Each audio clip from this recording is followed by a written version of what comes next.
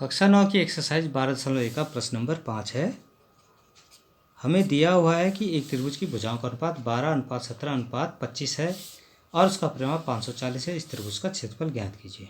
ठीक है, तो माना पहली भुजा है, ये 12x मान लेते हैं। दूसरी भुजा हम इसको 17x मान लेते हैं और तीसरी भुजा 25x मान लेते हैं। ठीक है, तो अनुपाती योग जो होगा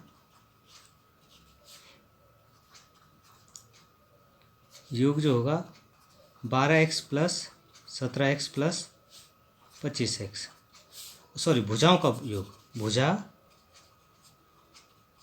का योग।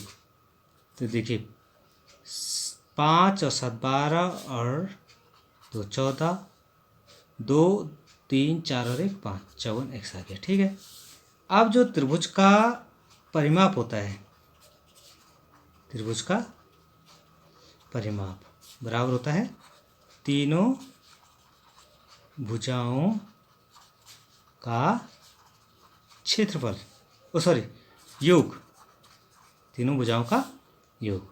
तो ये हमें 540 दे रखा है।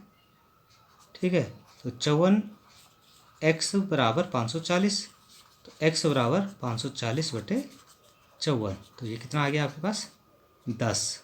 ठीक है, तो पहली भुजा देख लेते हैं। पहली भुजा क्या हो जाएगी, 12x में 12 गुणा गया 10, 120। दूसरी भुजा कितनी हो जाएगी, 17x में 17 गुणा गया 10, 170। तीसरी भुजा ये हो जाएगी 25x में 25 गुणा गया x, 250। इस तरह से ये ABC हमें प्राप्त हो गया है। इसको A, इसको B और इसको C मान लेते हैं। ठीक है, जो S होता है अर्ध परिमाप ये होता है A plus B plus C upon 2, तो ये हो जाएगा 120 प्लस 170 प्लस 250 अपॉन 2।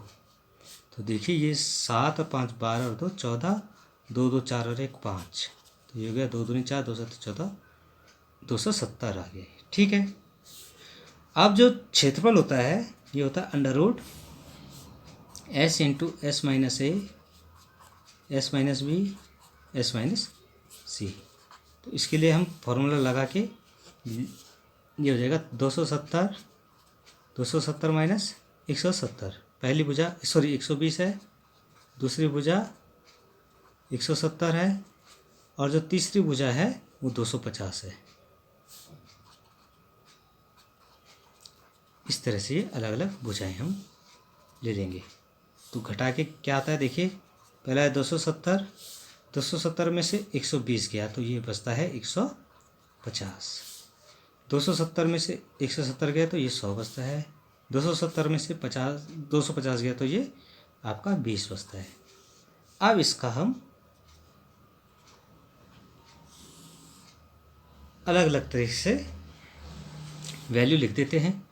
27 को लिख देते हैं। देखिए 27 गुणा गया 10, 15 गुणा गया 10, 10 गुणा गया 10 और 2 गुणा गया 10।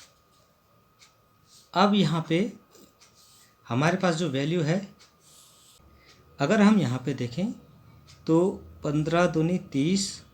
ठीक है, 30 के साथ हम 1 2 3 4 5 जीरो लगा देते हैं।